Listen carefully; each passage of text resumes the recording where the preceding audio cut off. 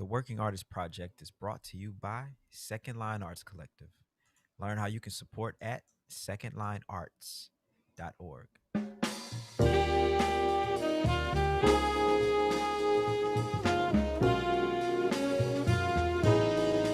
We're creating a platform for those who are curious, one that tells the story from the artist's perspective.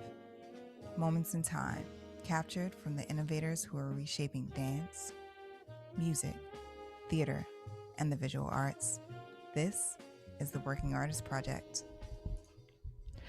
Good evening, ladies and gentlemen. Welcome to the Working Artist Project. And tonight we have a very special guest, the one and only Mr. Victor Goines. And he's definitely a hero of sorts for me and Greg. And real quick, Greg, before you say anything, I just want to say the first time I saw Mr. Goines was, I think I was in the 6th grade or 7th grade, somewhere in there. Maybe. Oh, wow. Yeah, and they come from Jackson, Mississippi originally. In the big band came to Jackson and played at Thalia Mara Hall. And I'll never forget this because Hurlin was in the band and my whole brain exploded, man. And like all the cats in the band were really nice to me. And it's just an experience you never forget as a kid because you're just like, man, I want to be like those guys, man. I want to play an instrument good, you know. And so, you know, he doesn't even know, but all those guys were an inspiration for me to be good or try to be good at least, you know. Totally. So Well, you totally beat me too, because I was going to tell you about the first time I met Victor. hey. And it's kind of, I guess it's you know you're in good company when people have the same story to share about, you know, the same people. And I met Victor, Mr. Goines, I should say Mr. Goines, excuse me. I met Mr. Goines when I was about 16 years old, and Alvin Baptiste and Michael Polera told me that he was playing at Snug Harbor. So I went to the show with my mom. It was a Sunday night, and he played the entire first set, and he had his tenor, his clarinet, his soprano, I believe, out, and he played the entire set and did not play any clarinet that night. Wow. So on the set break, my mom was like, hey, you know, excuse me, Mr. Goines, you know, my son plays clarinet. We came here to see you play, and he's really excited and would love to hear you play. And so Vic took me upstairs and gave me a clarinet lesson, told me about the Closet book, and kind of grilled me about the history of the clarinet. And then when they went back on for the next set, he was like, ladies and gentlemen, we usually don't start the set with a ballad, but tonight we got a gentleman in the house and he plays clarinet. So I'm going to play some clarinet for him up front. Mm-hmm. And yeah, it like literally blew my mind. And it was like one of the most amazing experiences I had in my life, and definitely treasure moments like that, and definitely feel inspired and motivated to you know, pursue music after meeting people like Mr. Goines. That's amazing, man. I'm a little jealous that you got him too. So, you know, but it's okay. But that just speaks to the reach that they have, you know, certain musicians have, and it's a small community, and a lot of times 10 dudes inspire 5 to 10,000 young musicians and not even really realize it. So, but without further ado, why don't we bring in Mr. Goines, and we'll get the show started, because I know y'all ready to hear from him. Mr. Goines, how you doing? Well, gentlemen, I'm good. Thank you all so much for having me here today to talk to you all. It's humbling to hear the experience of how you all met me initially. You know, when you said 6th grade, I was like, oh man, wow. You just brought me back. And I kind of remember that gig that Greg is speaking about at Snug Harbor, you know, because I do not usually start a set with a ballad. I usually start trying to get my energy up high and then kind of bring it down, you know. So both of those are very, very indicative of how I approach what I do. That's great. You know, what's really cool is I was actually cleaning out my some of my stuff at my dad's house, and I came across the CD you signed for me that night, and you had left me your name and your phone number on a Snug Harbor bar napkin, and so I still had that inside the CD. And then on the CD cover, you wrote "Practice, practice, practice." Victor. Yeah, that's your. That motto. sounds like me. That sounds like you, and I feel like that quote really embodies how I see you, and also had a profound influence on everything I did after that point. And so maybe we could just kind of start on your younger years, and maybe like, did you always know you wanted to be a musician? How did that fire and that desire to perform start with you? I think I always knew I wanted to be a musician, whether it was going to be a performer or educator.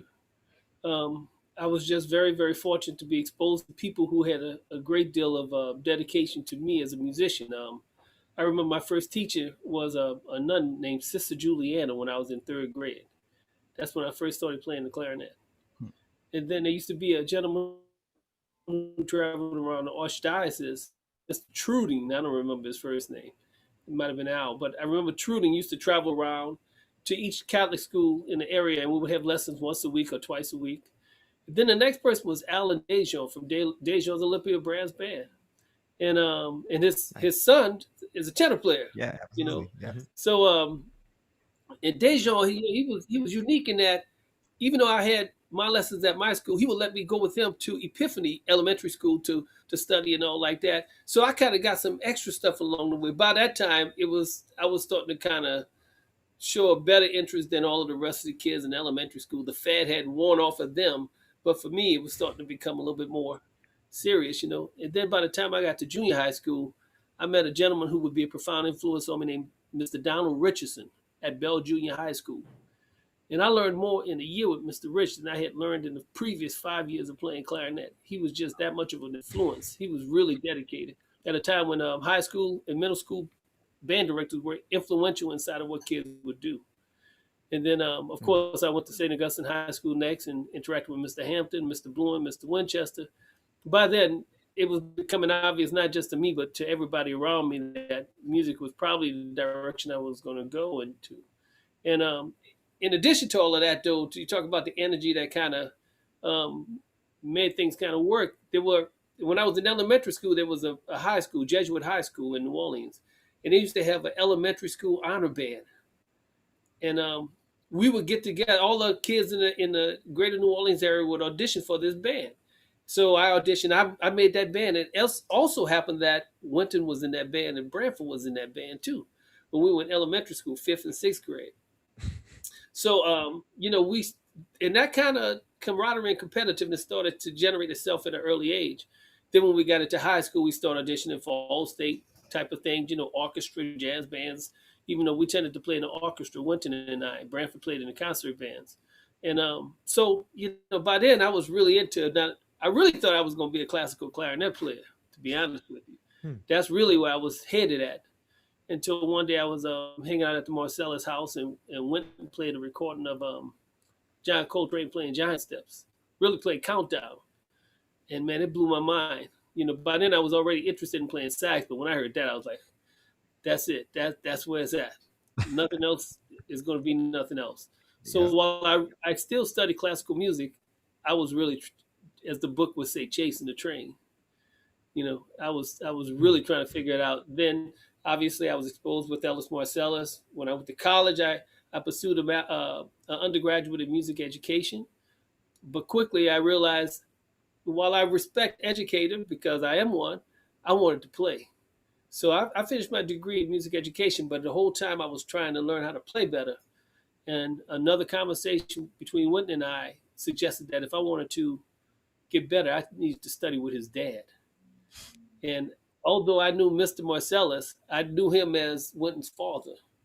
And I had been around him at NOCA a little bit when they were in high school. I didn't go to NOCA. I would hang out there a little bit, but I didn't go to school there. But I started taking lessons privately with him. And then that had a profound influence on me and a drive to want to do what I ultimately started doing. But that drive has always been in because my mother and father, particularly my father, some people would describe him as a workaholic. I just describe him as a person with an extraordinary drive to make sure that we as a family had everything that we needed, even if we didn't have everything that we wanted. So that's a work ethic that I am proud to hold out on the flag and proclaim that's where I get my work ethic from my dad. Yeah, that kind of leads into my question. I was going to ask you about your focus, because to succeed on a level that you've had to seem like you were focused from the first time you picked up the clarinet all the way through now. So Well, how can other people kind of harness that, and like what was the secret to that? I don't know if I was. I think I was focused when I was younger too, because there were only two things that I was really interested in doing: playing music or playing baseball. And I was good at both of them. I could have gone to the next level in baseball, but I decided to go in the direction of music. And I think one thing that really made me realize the need to be serious about what I do is I spoke to I used to play duets with my high school band director Edwin O'Rell Hampton, Mr. Hampton, and on one day we were playing duets, and maybe he felt like I wasn't as serious about playing the duets as I had been on other times. So in the middle of a duet, he just stopped playing. He said, "You should put your clarinet up, man. Don't play. You're not serious today." I was like, "Really?" He said, "Yeah, just you don't have to. We don't have to play." He said, "But if you're gonna play, be serious. If you're not, don't play." I was like, Wow. "Okay." So I put my clarinet up that time. But from that point on, when we got together to play duets with anybody, I was always serious. I never took that luxury for granted. And from that point on, I said I was going to be the best version of myself that I can be. I aspire to reach the heights of many of the people who historically have been our mentors and our people we aspire to be like. But I always said I was going to be the best version of me I can be. Hmm. Yeah, I like that. About how old were you when this happened? I was about 14 or 15. I was probably a Okay. sophomore in high school. Yeah, that's that old school It's Wow. education. funny. Oh yeah, yeah, definitely old school. And it's funny too, man, because that year, well, maybe the next year, he gave me a clarinet solo to learn to be featured at the band concert. It was called Clarinet on the Town. I never forget it. Man, and by then I was starting to learn how to really play. And it's funny because I didn't practice it. He gave it to me at the beginning of the school year. So while the football season's going on, I should have been practicing it, but I wasn't practicing it. So with football season, then we went straight into concert season. He said, "Okay, look, let's start working on that piece." Well, I hadn't even looked at it. So man, by then I had to start looking at some crazy fingerings in it and some weird thing. He wanted me to have it memorized for the concert. I was like, "Oh man, I got to memorize this. Wow, okay." So I started working on memorizing it. And they had this one little section that would always get me. I mean, there's always one section of a piece that's a problem. And I never forget that I finally got it together and we were on the concert. I can remember this like it was yesterday. I was playing a piece, and when we got to that difficult section, I played through it the first time, but it had a recapitulation in it. I played through it the first time, I was like, I got it. Now I played through it, it's a cinch, I'm home. And when it came back the second time, man, it snuck up on me so fast, I just stopped playing because I couldn't remember what it was. I stopped, but I was able to jump back in really quick. But by then, the damage had been done. I was like, wow, man. So afterwards, Mr. Hebb looked at me. I was like, okay. He used to call us all champ. He said, okay, champ. I say, oh, yeah, man. I let that part out. So then the next year, he gave me the chance to play the Weber Concertino. Greg knows that. One of the clarinet works that we all have to learn. And man, look, I started studying that from day one. I said, no, this is not going to be a repeat performance of forgetting something. As soon as he gave it to me, I studied it the whole year. And then I ultimately played it on the concert that year. But that was like a lesson to me. It was like, you can not practice if you want, but at that moment, it's going to get you. Yeah. Yeah, it's funny how that works, man. It's like, it's like you said, it's always one little section in every piece of music. It's like, all right, I when I get here, because Always. then it becomes mental, you like, all right, I might fuck this up. I Oh, don't yeah. know. Might not, Always one. But yeah. it's interesting too, because I guess that's one of the things that I learned about studying classical music in college is that like when there is a section like that, it's coming. Uh-huh. And there's no way around it. It's a little different than, I guess, improvising. Improvising a solo or something like that, where maybe something out of your reach happens and you can't get it. But classical music, it's like measure 43 is coming up Oh at yeah, some it's point. coming up, and not only that, Um, everybody knows measure 43 is coming up, and they usually know it with you. You yeah, know, yeah. Right. Everyone in the audience has their score too. Like, I wonder if you can right, play measure 43. but right, maybe right. this would be but Man, I know you have sorry. such a deep respect for classical music and I was wondering how maybe you could speak to this as someone who is like how do you see classical training interacting with jazz education in for today's young people like myself, and even cats who are like 15, 16 years old who don't want to learn the etudes. What's the value in Well, studying like man, that? I'm glad you corrected that. I don't know if I consider you one of the young people no more. Right. You old, man. You old, bro. All right. Yeah, man, you got one of the young people. You got so much hair on your face, man. You can't call yourself a young people. But I got anyway, COVID, in man. answering your question, um, I would tell young musicians, younger musicians than myself, certainly there you go, younger musicians, that includes you. Okay. I would tell them that there's clarinet training and then there's non-clarinet training. There's music training and non-music training. So the problem is people let the commercial distinction between all of these things get in the way. So if you should aspire to play all kinds of music. As a clarinet player, we should understand the New Orleans tradition. Obviously, if we're from New Orleans, if we're not from New Orleans and a clarinet player, we still should understand it. We should understand klezmer music. We should understand bebop. We should understand all of the music because it's part of a whole. And if you cannot play one part of the music, then it's like having a hole in your soul because you never know when you're going to get called to do that. And as this particular session we're doing is called the Working Artist Project. If you want to work, you got to be able to play. So it don't matter what it is. Hey man, you available to do this? Yeah, I'm available to do this. What are we playing? Okay, cool. What instrument you want? Yeah, okay. What time? Oh, I'll be there. Okay. The last thing I always ask about is the money. Hmm.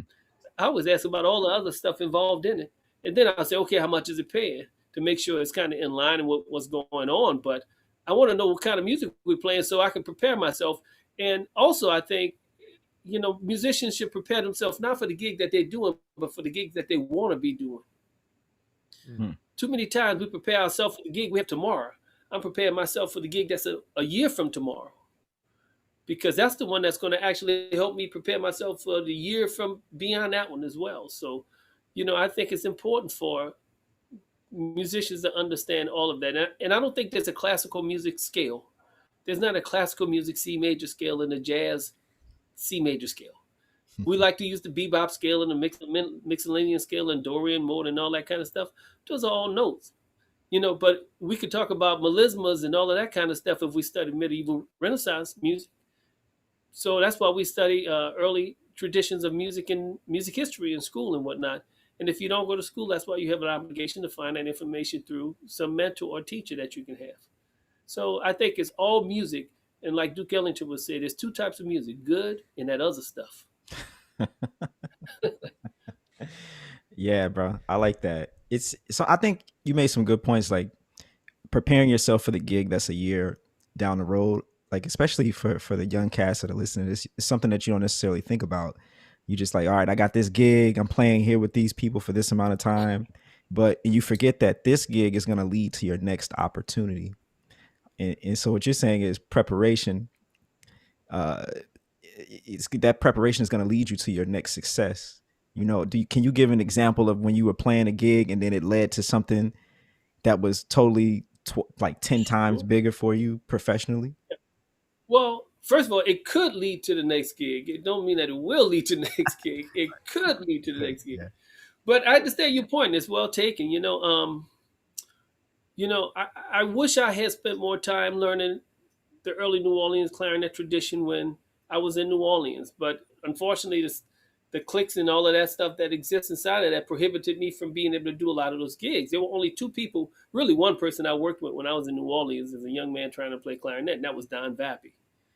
And learning how to play that music through him was beneficial down the line because I got to meet Danny Barker. That was the one time I got to play with Danny Barker. Wow. And Don couldn't make the gig and Danny Barker subbed. And so I had a 3-hour period to talk to Danny Barker. It was a duo gig, just he and I. And, I was talking to him and telling him all my grievances about what people, have against me as a clarinet player and what I wanted to do and all. He said, man, just keep playing. Ignore every one of them and just keep playing. Do the best you can. It will all work out. Specific to your question, though, I could think of one gig that really helped me out tremendously when I moved to New York in 1989. after graduate school, and I was living in Jersey. Steve Wilson and I, a great alto player, was hanging out in New York at Sweet Basil's. We went to check out Art Blakey in the Jazz Messengers like everybody else at that time. And we all hanging out after the gig, and there was a clarinet player named Bud Revels there. And Bud played tenor and clarinet like myself, and he used to sub for the Broadway musical Black and Blue. And so Bud couldn't make a series of gigs coming up. So Steve said, hey, man, Victor plays really good clarinet. Maybe he can sub for you on that gig. So I said, yeah, man, I'd love to. So Bud turned me on to the gig, and so I had to go there and check it out. And little did I know, Emery Thompson was on the gig, Big Emery Thompson. Now, that name may not be as familiar to you all, but that was Jamil Sharif's father. Oh, wow. Trumpet player. He passed away. And he was working all of the main show gigs in New Orleans, but he's now living in New York playing on Black and Blue. So luckily, Emery Thompson took me under his wing to bring me in from his inside point of view. And then I had the recommendations from the outside point of view. And I went there to check out the show, and they showed me the book, and I studied the book and all. I said, yeah, I got this. I can do this. So I was subbing for a clarinet player named Bill Easley. Oh, yeah. And he would play some gig with Jazz on Lincoln Center anyway. So when I got on that gig, I didn't realize how important that gig would be, because on that gig was Al McKibben, bass player with Thelonious Monk. Grady, what's Grady's last name? Tate? Grady Tate was on the gig. Roland Hannon was on the gig, Sir Roland Hannon. Jerome Richardson from the Thad Jones Orchestra. Haywood Henry from the Erskine and Hawkins Orchestra. Britt Woodman from the Duke Ellington Orchestra. I mean, it was just a cast of characters. And then they had three singers on there: Carrie Smith, Linda Hopkins, and Ruth Brown. Wow. Who was going to prove to be very important for me. And also, that was the coming out party for Savion Glover. He danced on Black and Blue. So I got into that rotation of doing that because I was kind of prepared to make the gig. And so as I was subbing for Bill, Haywood Henry said, hey, man, do you play Barry? I said, yeah, I got a Barry. I play Barry. He said, you want to sub for me next week? I said, of course. So then I was subbing the Barry chair too. So when I wasn't subbing for Bill, I was subbing for Haywood. And it kept going back and around. So anyway, Bill Easley was also playing with Ruth Brown, and they would play downtown or wherever they would play in New York City. And one time Bill couldn't make the gig. He said, hey, man, go do this Ruth Brown gig for me too. I said, of course, man. So I did the gig with Ruth Brown. I did a tour to Bermuda with her. And then that all came about, that I just started getting in the rotation one after the other. And it just all went about, so that when Bill Easley left the Jazz at Lincoln Center Orchestra, that was my chance to go into the Jazz at Lincoln Center Orchestra. So to your point, and Hurlin used to always say this when we hang out. He would say that when preparation meets opportunity, there's an opportunity for prosperity to take place if you have it all together. So that preparation came together with just being in the right place at the right time and being able to deliver on the goods that everybody wanted. And I think that has been really the key to my success. And I tell my students all the time, I say, man, I'm not the best tenor player. I'm not the best clarinet player in the world. But when people call me, the product is going to be clear. The brand is there. You know what you're going to get. You're going to get some unknowns up in there too. I'm going to give you some unknowns. But I'm going to be there at the gig on time. I'm going to have all the right equipment. I'm going to wear the right clothes for the gig. I'm going to come there very, very well prepared. Yeah.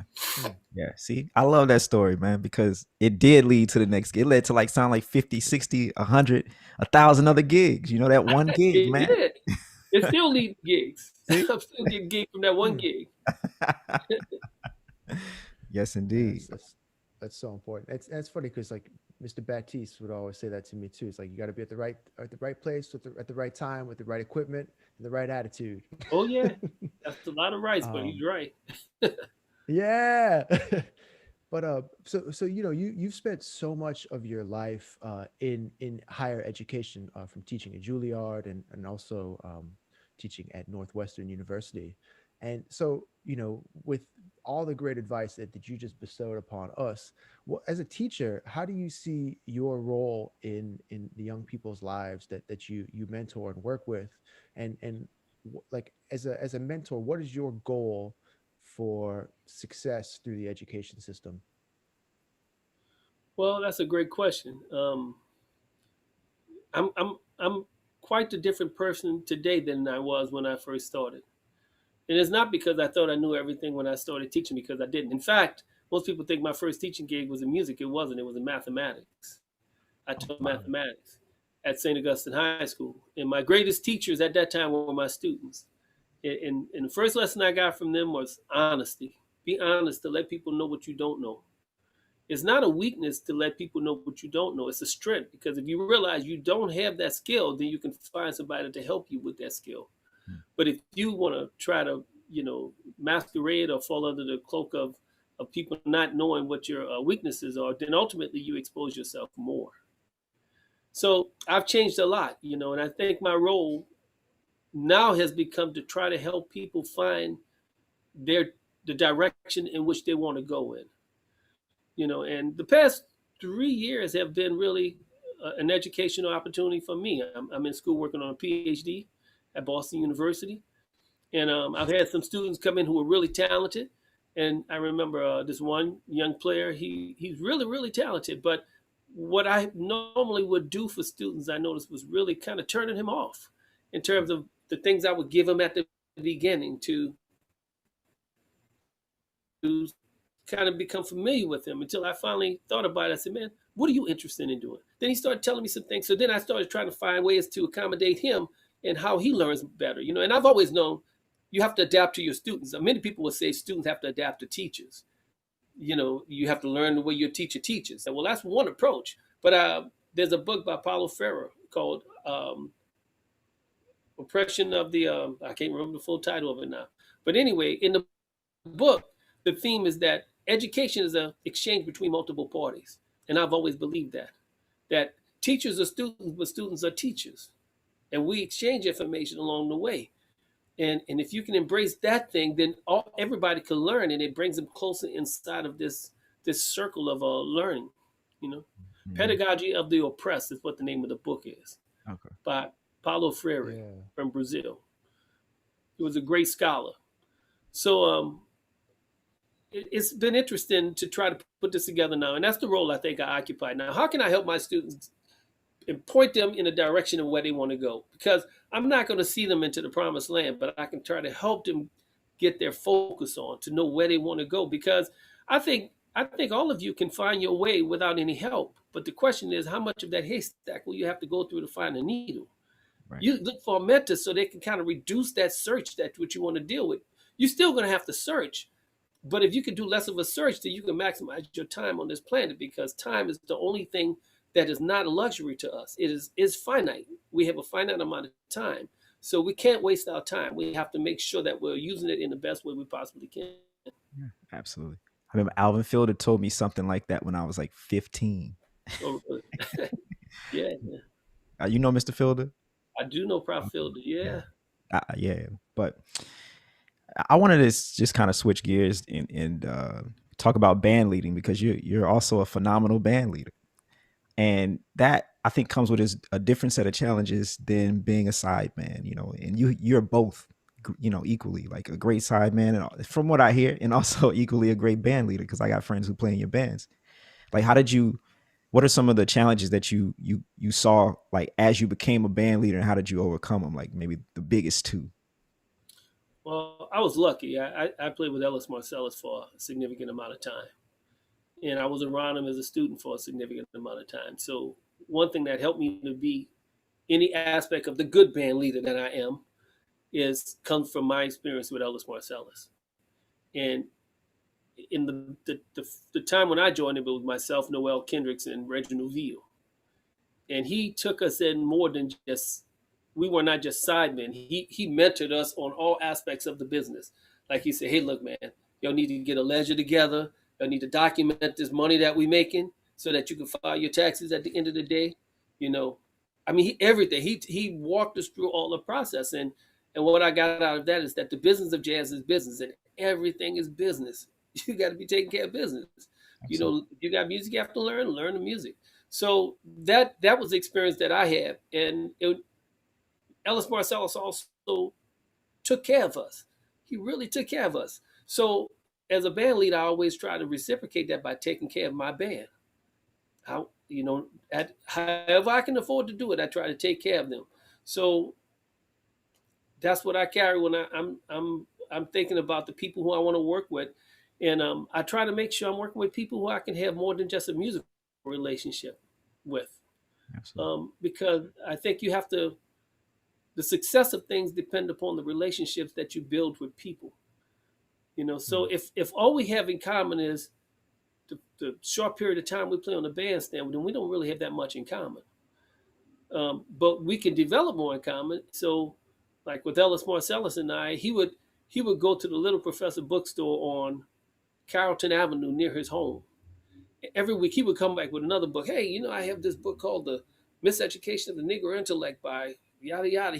It would always be a new book. So I said, yeah. So then I would go back to the bookstore after him. I said, I'm looking for such and such a book. They said, Ellis Marcellus just bought that book last week. I said, yeah, he told me come get it. Then he'd buy another book, and then I'd go a week after him, and they said, well, Ellis Marcellus just bought that book. We don't have it in yet. We'll get another copy for you. So the next time he bought the book, I went back over there and said, we bought you a copy. We knew you were coming because Ellis Marcellus bought the book. So it was that kind of relationship, man. So I had a great leader. So therefore, it is only logical that I might have an opportunity to be a great leader if I choose to be. And if people perceive me to be, I don't, everybody has their own perception. I'm sure a couple of people I cut loose don't think I'm a great band leader, but other people that I kept a while might have a different perception. Yeah, I know that bookstore, man. I used to That's live such over a on Spruce Street over there. Yeah. Yeah, right around the corner from Carrollton. But yeah, go ahead, Greg.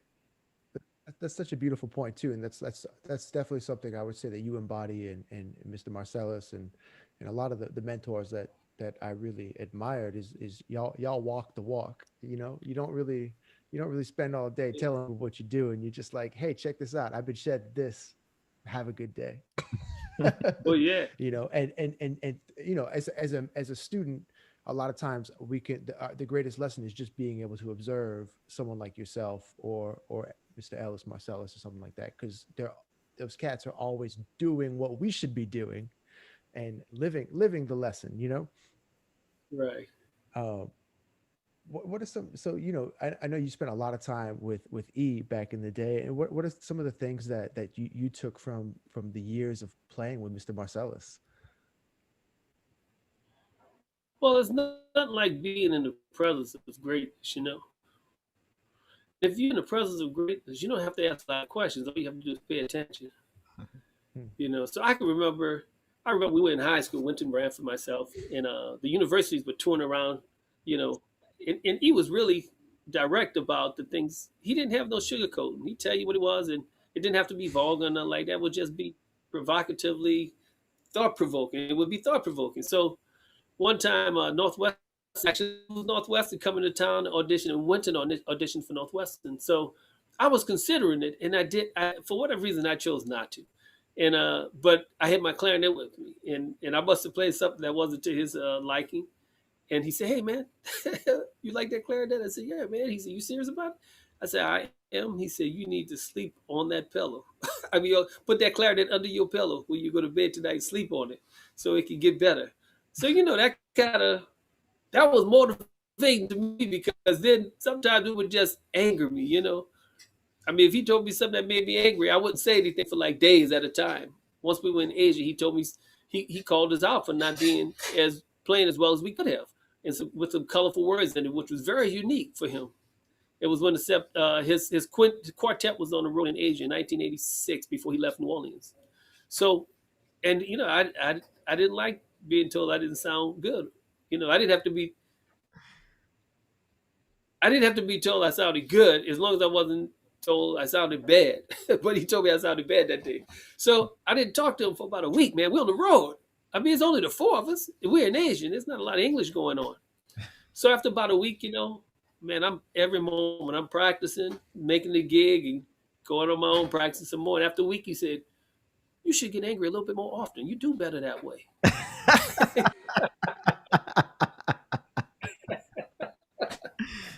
I was like, okay, all right. So that's how we broke that ice again. But he just knew when to say the right things when, and let people have their own space and all, man. Yeah. It was great. I love him. I loved him. Yeah.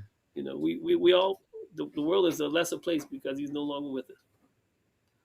Yeah, absolutely. Definitely. Man, Absolutely. that's I mean, in hearing that story, I feel like, as a teacher, I always find myself questioning um, how to communicate information to students, especially when they can do better.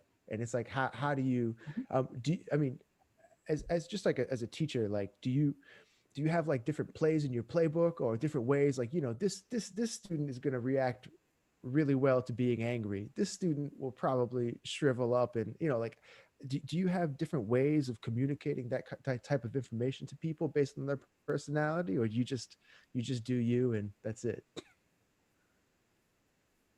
No, I think you have to be a little bit more creative than just being me. I don't think everybody can handle me being me. you know, I mean, some people can, but then other people can't. So you have to kind of read the person. I always say you have to know your personnel. You have to know who you can depend on, and then you have to know who you can't depend upon, and how you're going to have to help them along the way. So other people, I might just be very direct and say, that you could do better than that. Then the other person, I might say, well, what did you think about that performance? That's what Ellis Morales would do. What did you think about what you played? If you had to give yourself a grade, what would you give yourself a grade of? And so students Man. say, oh, that's quite generous with yourself. A minus? Do you really think that was A minus material? I said, I had more like a C minus. We're not quite on the same page yet. How can we get these things a little bit more in line? So, maybe what I was trying to do in those cases is try to get them to actually have a much more accurate ruler to measure themselves by. Because, the foot ruler for them was much shorter than it was for me. It wasn't as accurate. I was like, you got to have a yardstick that's going to be 36 inches. It can't be 24 or 20. It's got to be a Yeah. yardstick, because you're going to be comparing yourself to the people out in the real world. And if you're not using the same unit of measurement, then you might fall short or overstep the boundaries and step off a cliff on the other side of it. Maybe it's the time for you to step shorter. That's So, so I think there's many different ways to think about it. Like you said, Greg, you definitely have to know your personnel though. Yeah, That's something I absolutely. really appreciate, and I always ask myself, that's like maybe a generational thing that may be lost as we move forward through time. Because growing up, I was fortunate to work with, take some lessons with Mr. Marcellus, Kid Jordan, Alvin Mhm. Baptiste, and those guys, they kept it real all the time. If Right, things, right, right. they would just, and it wasn't offensive or anything like that. It was just like, this is what it is, and take it or leave it. And but when you Oh were yeah. telling that story, I was flashing back to this conversation we had years ago, and I had sent you a recording of me playing tenor. and, and you got me so good. I'll never forget this. You were like, all right, so on a scale of 1 to 10, how would you rate your tenor tone? 1 being the worst, 10 being the best. And I was like, that's like a 7. I said that. I was like, a 7. And you were like, okay, now on a scale of 1 to 10, how great is John Coltrane's tone, and how great is Sonny Rollins' tone? And I was I like like, I like and then at the it. end, so Right. the conversation ended with like, so you mean to tell me that you're just 1 away from Sonny Rollins' sound? And I was like, oh no, man, You're right. stop, Yeah, please. that's true. Well, But it and was the it was point is so to that, true. yeah, because I ask my students all the time. I say, "Who are your competitors?" Then they start naming their colleagues in college. I said, "No, no." Especially if the alto player, let's say, they say, "Well, the person sitting next to me is my competitor, or the other guy over there." I said, "No, no, no, no. Wes Anderson is your competitor. Kenny Garrett is your competitor. If you go aim high. Don't aim short. Because see, you want the gigs that they're doing. You don't want the gig that the guy next to you doing, because he's trying to get the gig that you're trying to get. But you're trying to get these other gigs that are way up. You want Sherman Irby's gig. You know, I asked a student that was in the audition. I asked him, I said, hey man, he was a trumpet player. He was a really good trumpet player too. He's coming into graduate school. I said, what is it you would like to do? He looked me straight in the eye. He said, I want to do what you do. I said, I can tell you how to do that. I actually know how to do what I do. So let's get together. He ultimately came to school. He came to Northwestern, but afterwards he found out he didn't really want to do what I did, because that called for a lot less sleep than he was willing to do. Oh, Mm. Yeah, he's still a good trumpet player, but in terms of succeeding at what he thought he wanted, no, he didn't really want to do that much, because that caused too many other things, that was really, really demanding of his time and his intellect. I think that didn't diminish him as a player, but it certainly didn't put him where he said he wanted to be. Yeah, I think a lot of times people don't realize the sacrifices that you have to make to achieve any level of success. Like Oh even yeah, like my daddy used to say, whatever you do, be the most successful at it. If you're gonna sweep streets, be the best street sweeper. that's what, So, yeah, so you might need to that's street right. sweep That's 12 right. hours a day. Whatever it is, there's gonna be some Yeah, some level of sacrifice to achieve that goal. Man, and speaking of that, absolutely. like right now we're in a very difficult time for the arts industry specifically. And Uh-huh. like where do you see like a person who may be in school or just finishing school, which is even worse, trying to get on a scene with no scene? Like what can advice can you give them to look forward to beyond the coronavirus? Well, I think one is that their teachers had to take a certain amount of proactivity in helping them make it through this difficult time. For my students, what I did is when we went to coronavirus, I got all the complaints that one can imagine because I said, we're going to do virtual recordings. I'm the one who suggested to Jazz at Lincoln Center, hey, let's do some virtual recording. So Winton was like, what do you mean? I said, everybody record their one independently, put it together, and we created a recording. So we did it the first time, and then he understood what that was. So he said, let's do the next one. And we started doing so many. I was like, man, look, we don't have to do one every week. We can do one every month or something. But so I was doing that with my students too. And initially they would say, well, I only have a keyboard at home for the piano player. So my mic is not that good. And well, I can only do this. I said, I don't want to know what you cannot do. I want to know what you can do. Tell me what you can do. Show me what you can do. And then we're going to figure out how to make that better. So that's the first approach I had. And then I think about the two of you all, myself. I mean, we met in jazz clubs. We met at concerts and stuff like that. So we're not at concerts right now. So I said, well, how can I do something to change that? I said, okay. I said, let me call Branford to see if he'll come in the Zoom room and talk to my students. Hmm. So he came to the Zoom room and talked to us. I said, well, let me call Dick Oates. Let me call Vincent Herring. Every week we had a different noise. Let me call Brian Blade, see if he'll come in. Let me call what's Roy Hargrove's grandson name? Marcus Gilmore. Let me Yeah. see if he came in. Then Mark Gross would come in. Every week we had a different artist come in there. So what I kind of did is brought the club to the Zoom room Wow. so that they could meet all of these great people along the way. We had Lou Donaldson in a couple of weeks ago. Wow. We did 2 hours of interview with Lou Donaldson, just talked to him for 2 hours. Wow. Another time we were doing something, we were playing Point Center for a concert we were dealing with. I call Ahmad Jamal up. Hey, Mr. Jamal, you got a moment? Yeah. I said, I would like my students to play Point Center for you over the phone. They were amazed. They were like, is that really Ahmad Jamal? I said, I only have one person's number who's Ahmad Jamal. Yes. So what I tried to do is keep them exposed to those great artists because the relationships that they make along the way are the ones that will allow them to have the opportunities because Ivan Taylor is a bass player who lives back in Chicago now, but he lived in New York for a little while. And one of the people who came to Juilliard to do a workshop in my improv class at the time was Mulgrew Miller. And in that class, he and Ivan and Mulgrew, some kind of way they bonded. So Mulgrew Miller ultimately used him in his band for 2 years. Wow. On another occasion, Hank Jones came to do an improv class. I never forget when I called Hank Jones. I was expecting to speak to his management. I said, hello, may I speak to Hank Jones? He said, yes. I said, I'm sorry. I said, may I speak to Hank Jones? He said, this is Hank Jones. I didn't expect him to answer the phone. I'm sorry, Mr. Jones. Okay. Then I had this dialogue with him. And when he came to town, he liked what the students were playing so much that he recorded one of their pieces on one of his records. And, Ray Brown came in. Same kind of thing when Ray Brown came in, it was just those kind of relationships. So I think students still have to try to figure out how to make these relationships that they want to have in these times where you have to deal with social media and all of this. But I'm not an advocate of I think social media has its place, AI and all of that kind of good stuff. But at the end of the day, I think people still have to be in the same room and talk to each other because there's a certain something that you can get from the energy of what someone says. A text certainly doesn't display it. They might be saying, yes, can you do this for me? Yes. They YES, but really they were writing out YES in 100-point font, which is like a yell, you Right. know, or it might be yes with a question mark on the end of it. You just Right. don't know. Yeah. So I think people have to figure out when they come out of this how to get into the same room together. Yeah. You Absolutely. know, Absolutely. Tim Green wants to know if you can let put that Lou Donaldson Masterclass up online somewhere so he can watch it. He's writing in the comments. it's going. Yeah, tell him if he's listening, he can find that. I'm on the board of the National Saxophone Museum in St. Louis, and we're putting together an oral history of archives of great musicians.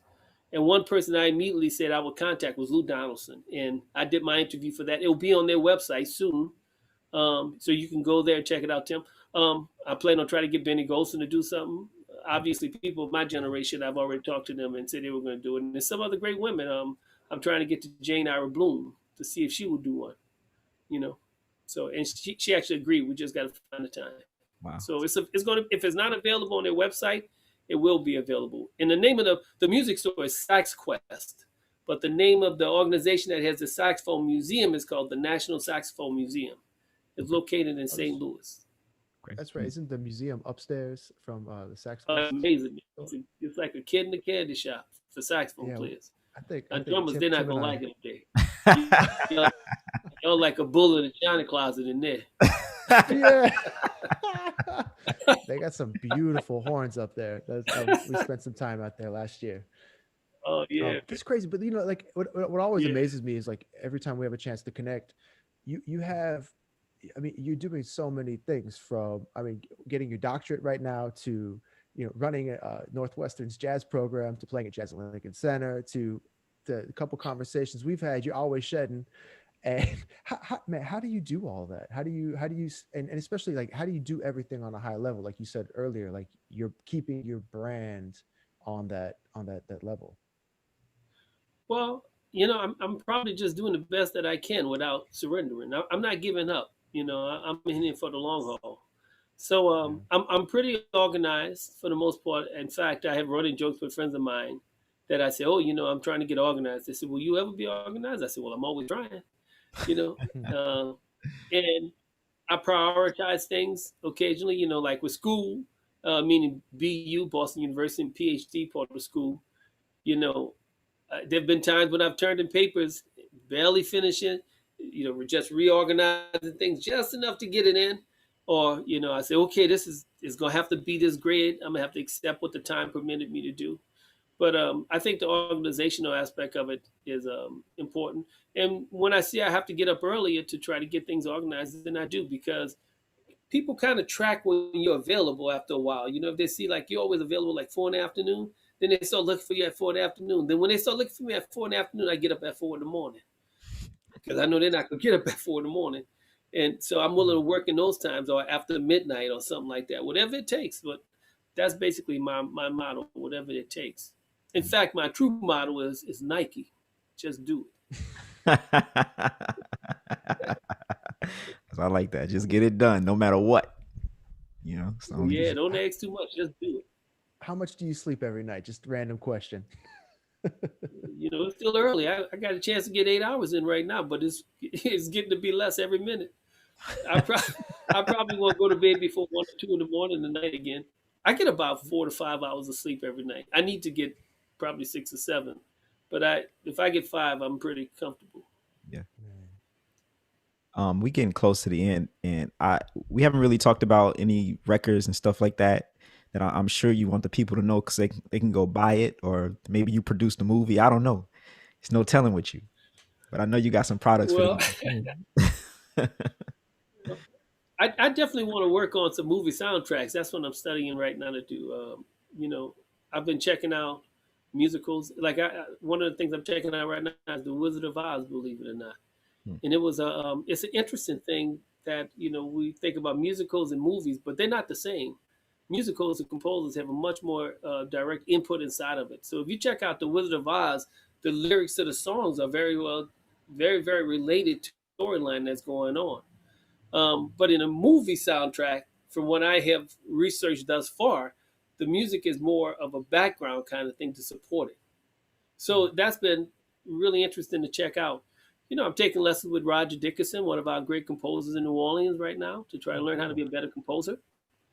Um, my last record that's out is Twilight. And I got some other things in the can that I want to deal with. And in fact, I have two videos with a young man from Cuba named Yanni Abreu, clarinet player and tenor player. And we have a third video coming out in maybe a couple of weeks to a month. So each year I go to Cuba, we do a concert and record it. He does all the production on it with his team out there. All I have to do is learn the music, and which is always a little bit of a hustle because when you play with those Cuban musicians, man, there's so many rhythms going on. I watched one video we were doing, man, and they dancing and playing and everything. I'm standing stationary. And somebody said, "What are you thinking about?" I said, "I'm thinking about where is one." So, Where but can they I'm always Where, trying to where create can we some find things. the I'm working videos?